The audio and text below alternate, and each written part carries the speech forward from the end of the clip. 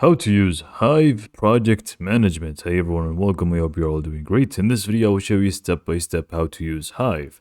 So we're going to begin from actually creating an account to get started, and also I'll show you how you can adjust things within Hive itself and how to end up using it for project management and creating tasks and so much more.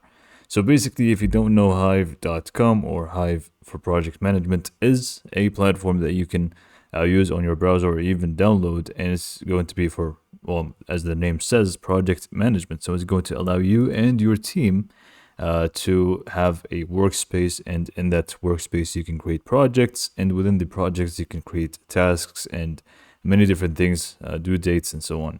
So there's going to be a lot of elements and a lot of different features that Hive has to offer.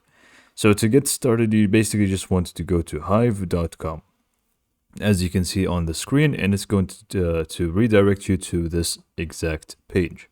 Now, before we get started and show you how to sign up to Hive, let's just talk about one small little thing, which is the pricing for it, which is going to be very interesting because it is actually quite cheap, and you can even use it for completely for free, and it's actually going to give you quite a lot of elements for the free plan. You are going to also be able to add 10 workspace members to help you out with your tasks. So that's also a great point to note. Unlimited tasks and more things as well. But then you can also feel free to upgrade to the starter plan or even Teams plan if you need to. And it's going to obviously amp up the different elements that, or features I should say, that you'll be getting. But we can always just start for free, and then if we need something extra, we can feel free to upgrade. Now, to sign up to Hive, it's very simple. You just basically want to go to hive.com and click on Get Started. This should allow you to begin your signing up process, and you can sign up with Google account or your Office account, or even, with your email. I'm just going to use Google and sign up and show you what's next. So there are going to be a few steps that are required for you to fill out before you start using it. First is going to be your first name, last name, phone number, and also a password. Then you're going to create your workspace with a name for your workspace. This is going to be pretty much the organization's name, and within it you're going to be able to add different diverse projects. And then you're going to add some information about your company, invite your team members, and also choose messaging, and you're going to be able to adjust it further from that tab. So just go ahead and fill out these infos in here, and it's going to be quite easy and simple to navigate through. Now, for the messaging, they're going to give you two different options. Either use one of the different apps that you can integrate with Hive, and this is going to be how you can chat with your team, or you can use the Hive messaging, which I'm going to be using for this tutorial. And by the way, I believe you can always just change this later on from the settings, so don't worry too much about it. So once you start up, it's going to look something like this if you have enabled the or added the samples and stuff, and it's just going to add it for you automatically anyway. But it's going to look a little something like this, and it could look overwhelming, but it's actually very simple. So let's just go ahead and dive into what we are seeing in front of us here. And here we are in one of the sample projects that Hive created for us, which is marketing plan for the time being. And we can see it through the status view, which is going to be more like the Kanban view, which you have content ideas and different tasks related to the content ideas. And then we have the on deck, and you have different tasks related to that. And then outline, research, you have those, writing, you have those, and also editing. And you can also move tasks from one box to another. But this is a topic for another time. For the time, you just need to know that we're in one of the projects, and on the left side, we should be able to see the dashboard. In the dashboard, we have the homepage, which is right here at the top, which is just going to give us a small summary of what's going on on our Hive, basically our Hive workspace. So you're going to be able to see the different tasks that are assigned to us and so on. So everything related to news should be found within the homepage. You also have the apps section here. You can also enable some apps from Hive itself, which is going to enable you to do extra things which are not added by default. And some of them are actually going to be through the premium plans, so it's not going to be available for the free one. But then you also get a lot more things here, like dashboards, if you want to integrate more apps like QuickBooks or GitHub, or even more things like Google Drive and so on. All the different apps is going to be included in here. On the Mail tab, you should be able to find everything related to your account that you linked. So I used Gmail, so now it's actually linked to my Gmail account, and it has permissions to show me all the mail that I have on my Gmail instead of going there. So it's going to be a lot easier for me to access my mail through Hive itself, which is a great feature. So it's all going to be within the Mail tab over here. The project navigator is going to be pretty much a section for everything related to projects, not products, sorry. So in here, you can actually export your projects, you can create new projects, and you can also manage existing ones, like the ones that we can see in front of us here. We have all of these sample projects that Hive created here for us. And we can also have the filters here at the top, which is going to allow us to switch between them. From here, we can also feel free to manage project members if we are the owner of the workspace, or if we have enough permissions. And finally, from the first section of the dashboard, we have Hive University, which is just going to open up a new page for you, which is going to allow you to read more about Hive and learn more about it. Next up, we have projects. Here, it's pretty much, we already talked about it. You have projects, and within these projects, you can add tasks and members.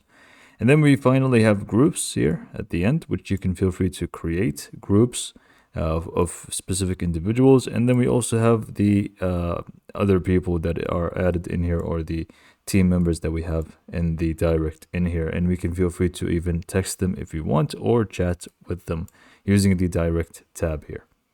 Now, it's, using Hive is actually very simple. First is going to be using your Hive to create your project is to get started. And before that, you actually may need to add your team members. So let's just go ahead and delete these. We don't really need them. So the first thing I should actually say, before we end up creating a project, you would want to invite your team members. After that, you can just feel free to go to Project Navigator and create a new project. From here, you can feel free to use a template or even import projects, but I'm just going to click on blank project and give it the name test project. And then from here, within the project, after we actually create it and customize it to our liking, we can feel free to add tasks within them and assign them to people, and so much more with the project management tools that they allow us to have. So we can also set up a project date. So if you want to have a due date for this entire project, you can feel free to set it up from here if you would like, but I'm just going to leave it as without a date. And the location is going to be this workspace right here. And I'm just going to click on project members. And here you can select who is going to have access to this. So if it's on everyone, then anyone who's on this workspace is going to be allowed in, or specific people, or just private, which is just going to be me. And I'm just going to click on choose layout. From the layout here, we have different views that we can use. So each view is going to show you different, same elements, but at the same time, different kind of views. So you have the calendar view, which is going to show you a calendar and tasks related to each date. Gantt view is also going to show you things which are related to time-bound tasks. We have also table view, team view, status, and list. So I'm just going to go for the list view for the time being and click on create project. And by the way, the views, you can feel free to filter between them in any time over here. Now in here that we have our test project, now we can feel free to start adding tasks to our project. Actually, I just switched on over to the status view. It's better for me, to be honest, which is the Kanban view. And then from here, you can see we have 3 different buckets: unstarted, in progress, completed. And we can also feel free to add a new status like test for the time being, and add status, and it's going to be added in here. And you can even move between them. And now you can just feel free to add a task in any of these buckets, and then just move them forward and add more things like assignees and so on. So let's just go and start adding a task under unstarted. You just need to click on create new action and then just name it test task, or really any task that you want to be done. And then you can just feel free to click on that task and you can assign many different things to it. For example, a description. You can add a sub actions or sub tasks to that main task. You can also assign it to specific people. So let's just go ahead and assign it to someone from our, okay, let's just assign it to me for the time being, because I did not even add them to the project. This is why I couldn't really add that person. We can add a date or even schedule a time. We can, the status is pretty much the buckets, which we already saw. We can add labels to it, dependencies, sub actions we talked about. We can even compose a mail about it. We can add attachments, so if the project is done, they can just add an attachment to it, notes, or even comments. So there's going to be plenty to use with that. And really, you can just, you can see it in the list view. As you can see, we have test task. We can also see it in the Gantt view as well, but it's not time bound, so you can't really see it. We can also see it in the table view and so on. I highly recommend that you start with the status view because it's very simple. For example, right now it's unstarted, but you can just move it to in progress. And if it's done from in progress, you can just move it to completed and you're good to go. This is going to count as a completed task now. So this is pretty much how to run things with Hive. Hopefully you found it hopefully you found this video to be informative, to show you the basics of how to use Hive. And thanks for watching.